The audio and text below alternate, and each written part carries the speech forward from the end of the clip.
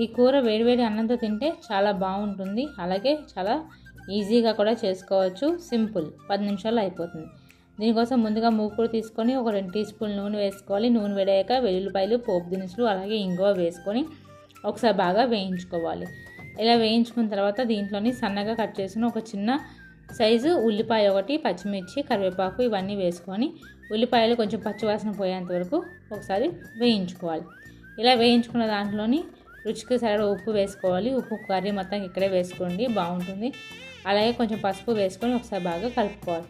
ఇలా కలుపుకొని చిన్నగా కట్ చేసుకున్న బీరకాయ ముక్కలు కూడా వేసుకోవాలి. ఇలా వేసుకొని ఉప్పు పసుపు ముక్కలు బాగా పట్టేంత వరకు బాగా కలుపుకొని పట్టించుకొని మూత పెట్టుకొని బాగా ముక్కలు మెత్తగా అయ్యేంత వరకు మగ్గించుకోవాలి.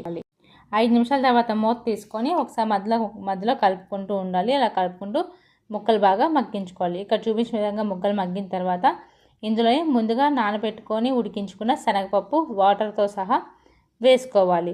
నీళ్ళతో సహా వేసుకోవాలి. శనగపప్పు ఉడికించిన వాటర్ పడేయాల్సిన అవసరం లేదు. ఇందులో వేసుకుంటే కూర టేస్ట్ బాగుంటుంది. అలాగే కొంచెం రుచికి సరిపడా కారం కూడా వేసుకోవాలి. ఇలా కారం వేసుకొని ఒకసారి కలుపుకొని చిన్న మంట మీద పెట్టుకొని ఒక 5 నుంచి 10 నిమిషాలు ఉడికించుకోవాలి. శనగపప్పులో ఫ్లేవర్ అంతా బీరకాయ ముక్కలకు వచ్చేంత వరకు బాగా ఉడికించుకోవాలి. ఒక 5 నిమిషాల తర్వాత మూత తీసుకొని ఒకసారి బాగా కలుపుకొని మీకు నచ్చితే కొంచెం పైన కొత్తిమీర వేసుకోవచ్చు. చాలా బాగుంటుంది. అన్నంతో బాగుంటుంది, అలాగే రొట్టెలతో కూడా చాలా బాగుంటుంది. ఇలా కలుపుకొని స్టవ్ ఆఫ్ చేసుకొని వేడివేడి కూర వేడివేడి అన్నం పెట్టుకొని తింటే చాలా బాగుంటుంది. మీకు నా వీడియో నచ్చితే ప్లీజ్ లైక్ చేయండి. అలాగే నా ఛానల్ సబ్స్క్రైబ్ చేసుకోండి.